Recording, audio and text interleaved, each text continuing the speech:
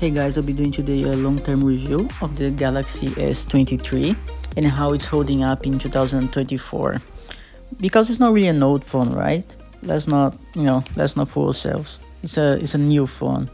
For me, a phone it's old if it's over 3 years old or four. This is a new phone. It's like barely a year old. And it's a beautiful phone as you can see. I like the design. I like what Samsung done with the design, but I wish they made the borders, the corners of it, brushed aluminum instead of, glossy. But it's nice. It looks nice. The big feature of this phone, the most amazing thing of this phone, one of the most amazing things is the screen. It's an amazing, beautiful screen, as you can see. It's Full HD OLED, 120 Hertz. Super, super smooth. You just can't match the quality of Samsung screens. It's an amazing screen. Sure, it's only Full HD, and you have other options that with higher resolutions, but it's a really nice Full HD screen. It's probably the best Full HD screen you're gonna find OLED. As you can see, it's really nice. You have the natural vivid colors.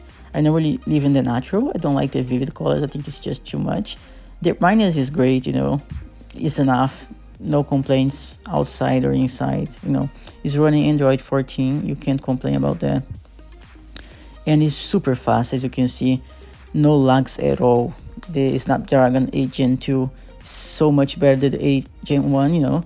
Yes, you remember how bad it was. The 8 Gen 2 is just so fluid and so smooth. And look at this screen. It's just amazing. Watching movies, watching music videos, as you can see. It's just really nice. Deep blacks and everything you can want from an OLED screen. But to be honest, I don't think much people complaining about quality of screens nowadays. But it's still really good. As I told you, it's one of the best ones you have right now. I don't put the sound here because otherwise I get copyright strikes. But it has an amazing sound.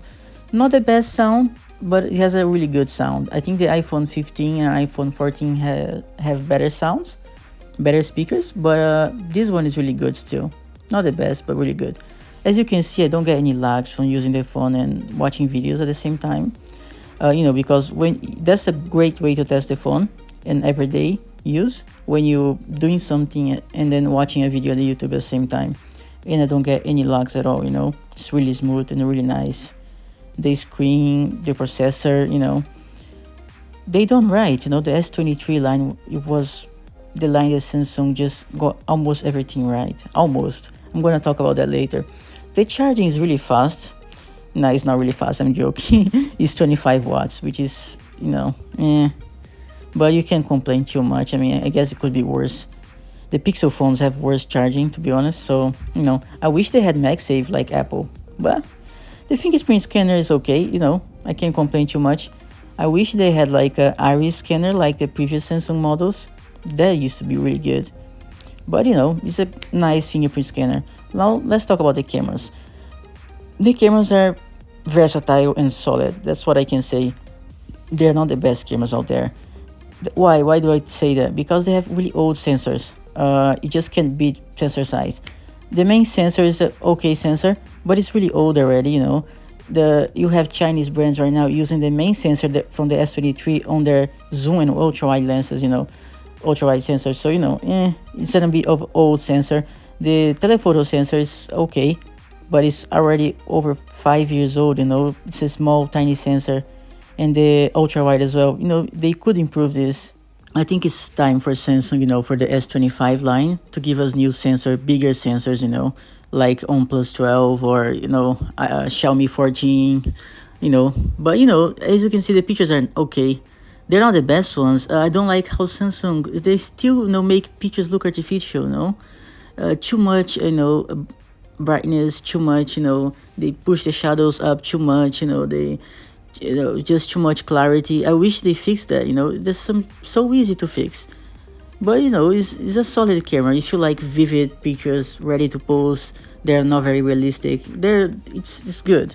And now you even have the AI features on the S24. To be honest, the S24 is not really worth buying.